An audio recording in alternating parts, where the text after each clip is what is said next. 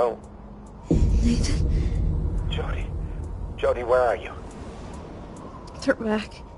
Good God, Jody, what's happening? I'm tired.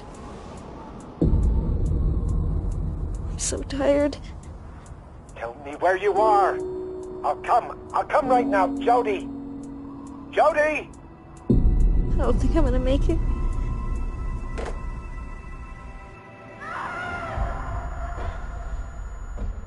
Ever since I was born, I've been linked to an entity. Hey. Judy? You know, sometimes adults imagine things too. What's your name? Jody.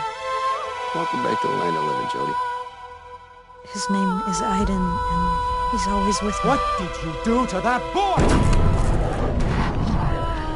Susan, this is gonna stop before we end up crazy or dead. Please don't leave me here. You're a monster! You hear me? A monster!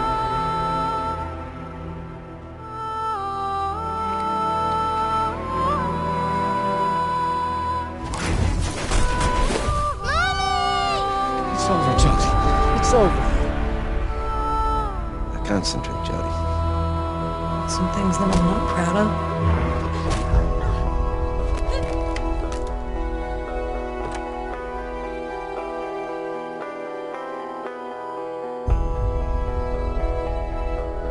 You lied to me. You used me to do your dirty work. Tell them to leave me the fuck alone, because next time, I'll kill everyone.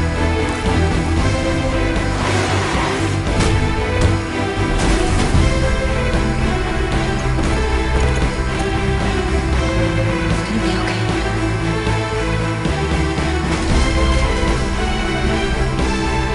I think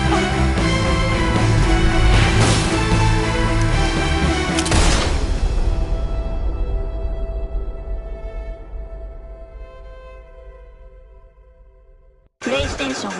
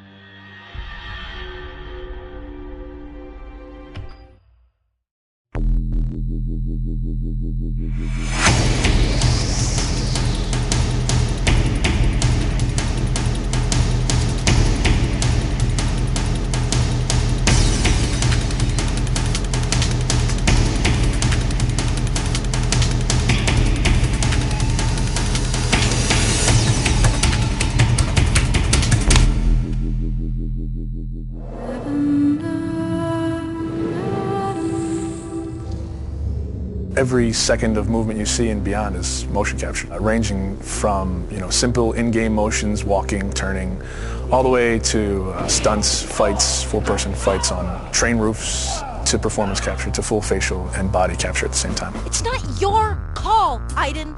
I can do what I want. It is unusual to go in and wear the suit and have these dots on your face, and it's interesting because you're kind of like limited in certain ways, but you're also way more free than when you shoot a movie. I mean, you could kind of do whatever you want. The games we make at Quantic Dream are based in reality. Everything that actually happens in real life has to happen in our game, and the only practical way to get that is to capture the real thing. We have to rebuild the world out of cardboard and tape and foam. We have to make sure it matches what's in the game, and we have to make sure that we can actually capture with it, because there are limitations to motion capture. So we have these very strange props that look really miserable, but they respect exactly the dimensions of the real set in 3D and the game, so all the contacts are fine. We can't use a car door in motion capture because it's shiny and it's really heavy. We can't see through it, so we have to build the approximate of a car door, but it has to at least have some of the real properties of a car door, because just closing a cardboard doesn't play the same as a real car door. You're in a car, and it's this ridiculous-looking thing made out of 2x4s with a, steering wheel. I'm a guy that likes to, when I'm going through a casual environment, I like to have my hands in my pocket. Well, your performance capture shoe doesn't have pockets. So we created these Velcro straps that became my pockets that I would have something to put my hands in. It's like pure imagination. Not just the fact that you're, shooting a scene in a submarine. Cool! I was sure you'd love that. Or you're getting briefed about this intense mission that you're about to go on in Somalia. Jamal Sheikh Sharif. Literally, it's like being a 7-year-old with your best friend and you're pretending that the world's gonna end and the bad guys are coming and we have to jump from couch to couch and avoid the lava. I think that's also what makes it challenging, but also really incredible and raw. Everything becomes kind of bare and essential, but also it's sort of disturbing sometimes. When you're eating in a scene and say we're eating pizza, it's like a little piece of triangle cardboard that, thank God, says pizza on it, or else I would not know what it is. We built the helicopter where there is this very intense dialogue between Jodie and Clayton. So everything was on wheels and we were moving the helicopter. Because I trusted you! Performance capture, it's digital acting. The trickiest part of performance capture is the preparation. It's getting people ready to perform. Depending on how many actors you have, it takes a while to put the 90+ markers on the face. They all have to be placed specifically for them to work right on the rig. So you have 88 dots, these beads all over your face. Not only that, but you got all these hard ball-like Velcro things all over your body as well. It's gonna pose a little bit of a challenge. I mean, All these little balls. Oh, fuck! I got like 10 bruises in my arm. Everything's very refined because they want to have a vocabulary to play with. So you try to be the material. You try to give them as much as you can. In our game, we have dozens of hours of animation. Capturing everything demanded an enormous amount of focus of the team to shoot almost every day during 1 year. And then, of course, treating all this data, bringing it to the character in the game. Nathan?